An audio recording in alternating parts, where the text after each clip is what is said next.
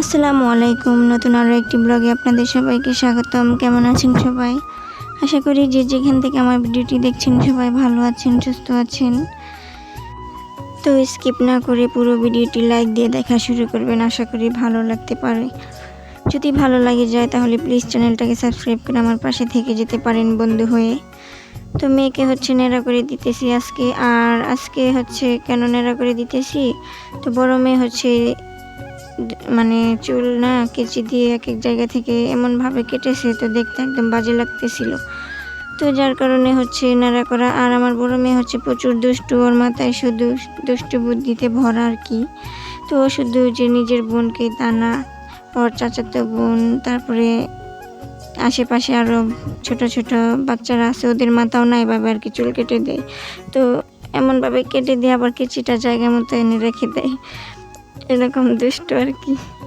তো যাই হোক, ওকে এখন আমি চুল কেটে দিতেছি। আর ও না চুপ করে বসে থাকে, একদম কোনো নড়াচড়া করে না। ওকে যখনই চুল কেটে দেওয়া হয় কোনো নড়াচড়া করে না, একদম চুপচাপ বসে থাকে। আর চুল কেটে দেখি কি ছোট ছোট ঘামাচি হয়েছে, তো যেহেতু ঘামাচি হয়েছে নেড়াও করে দিয়েছে, একদম ভালোই হয়েছে। তা না হলে আরও ঘামাচিগুলো বড় হয়ে যাবে, তখন আরও সমস্যা।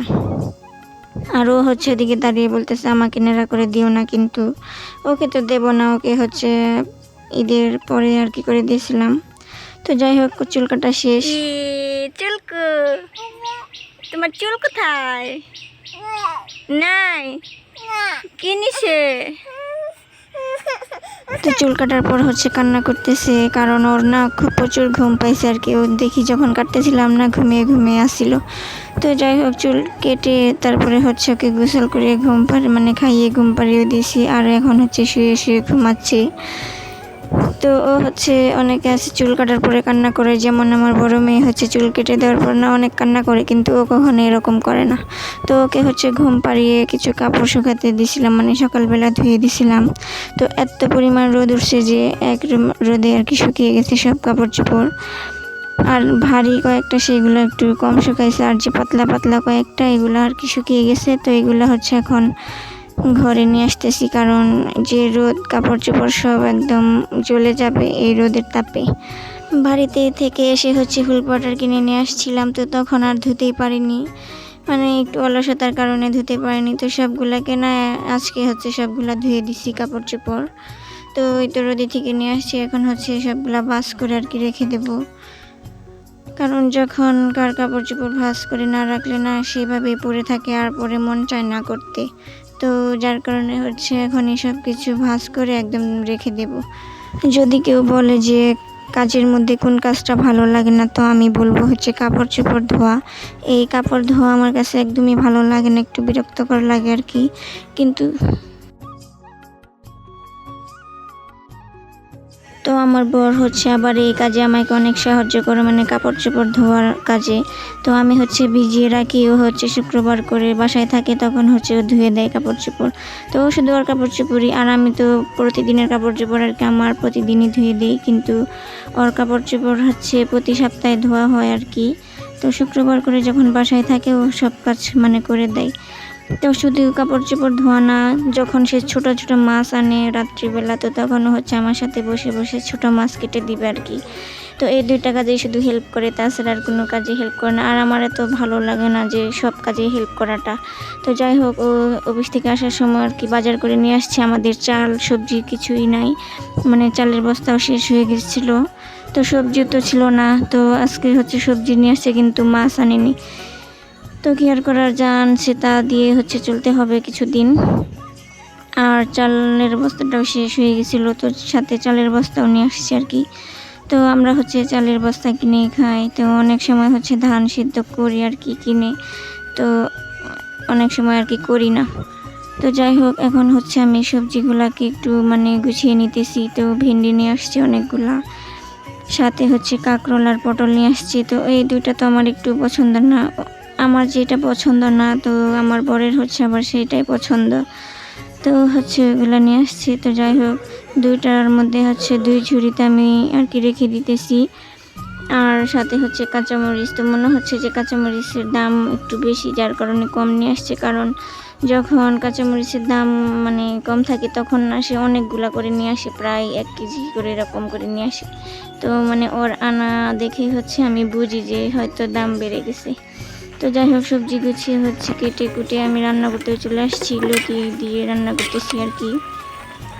তো মাছ তো আনিনি, তো আজকে অনেক দিন হয়ে গেল মাছ খাওয়া হয় না। তো ফ্রিজে মাছ আছে, শুধু মানে মাছের যে পেটিগুলো থাকে না ওইগুলা, তো ওইগুলো না খেতে আমার ভালো লাগে না, যার কারণে আর কি রান্নাও করি না। তো তরকারিটা রান্না করে রেখে দিয়েছি, আর এই ফাঁকে হচ্ছে আমি একটা ভর্তা করব, চাপা শুটকি ভর্তা বলে এটা। তো যার কারণে এখানে রসুন তারপরে কাঁচামরিচ দিয়ে ভেজে নিতেছি, মানে তেল ছাড়া আর কি ভেজে নেবো আজকে ভর্তাটা, তেল ছাড়া মানে ভেজে করবো আর কি। আর এই যে চাপা শুটকিটা, এটা হচ্ছে সামুদ্রিক চাপা শুটকি আর কি। তো আগে হচ্ছে কাঁচামরিচ রসুন ভেজে নিয়েছি, তো নামিয়ে এখন হচ্ছে যে চাপা এগুলো আর কি ভেজে নেবো, আর এটাকেও না তেল ছাড়া আর কি ভাজবো। তো আমার কাছে না এই চাপাটা অনেক বেশি ভালো লাগে, তো এটাকে তেল ছাড়া আর কি ভালো করে ভেজে নেবো, একদম জানি কোনো কাঁচা গন্ধ না থাকে। তো শুকনা মরিচ দিয়ে যদি করা হয় তো বেশি ঝাল লাগে আমার কাছে, আমি আবার এত ঝাল খেতে পারি না। এই ভর্তাটা শুধু আমি একাই খাবো, আমার ভর্তা আবার এটা খায় না, ও পছন্দও করে না। তো যাই হোক, এটা ভাজা হয়ে গেছে, এখন নামিয়ে নিয়ে আসছি। আর এখন এই তো পাটায় আর কি পিষে নেব।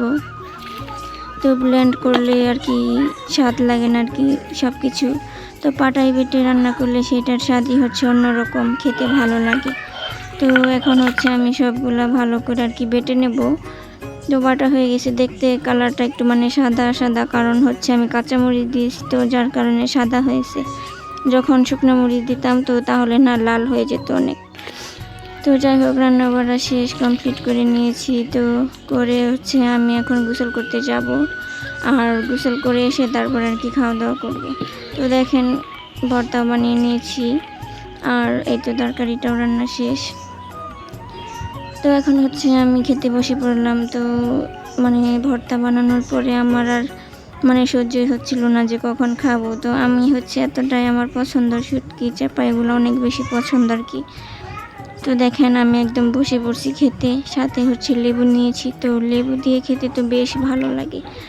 তো যারা এটা পছন্দ করে না তারা এটা টেস্ট আর কি বুঝবে না, তো যারা করে তারাই বুঝবে যে আসল মজা কোন জিনিসে আর কি। তো সবার রুচি যে একরকম হবে তা না, তাই না? তো এক একজন এক এক কিছু পছন্দ করে।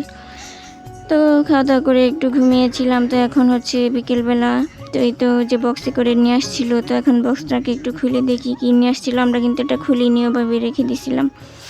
তো এখন হচ্ছে এটাকে খুলে দেখবো যে কী নিয়ে আসছে। তো বাবুর বাবাকে হচ্ছে আমি বলছিলাম যে কেক নিয়ে আসার জন্য, তো দেখি কেক আনছে নাকি অন্য কিছু আনছে। তো এই তো খুলে নিলাম, খুলে দেখি যে হটডগ নিয়ে আসছে। তো যাই হোক, আর এটার কথা হচ্ছে আমি বলছিলাম যে হটডগ নিয়ে আসিও, তো হচ্ছে এটা নিয়ে আসছে। কেকের কথা বলছি, ওইটা হয়তো ভুলে গেছে, তো এটা মনে হয় পাইছে, তো এটাও নিয়ে আসছে। তো এখন হচ্ছে এগুলা কেটে আর কি বাচ্চাদেরকে দেবো খাওয়ার জন্য। তো ওরা তো এটা হচ্ছে ওদেরকে এখন পর্যন্ত আর কি খাওয়ায়নি কখনো, তো আজকে হচ্ছে ওরা প্রথম এটা আর কি খাবে। তো এখন হচ্ছে আমি কেটে ওদেরকে আর কি বাটিতে দিয়ে দেবো খাওয়ার জন্য, ওরা খাবে। আর এদিকে হচ্ছে আমি আর আমার বর আর কি খাবো, আর আস্ত যেটা ওটা রেখে দেবো, ওরা পরে খাবে। তো এই হটডগ তো আমার অনেক বেশি পছন্দ।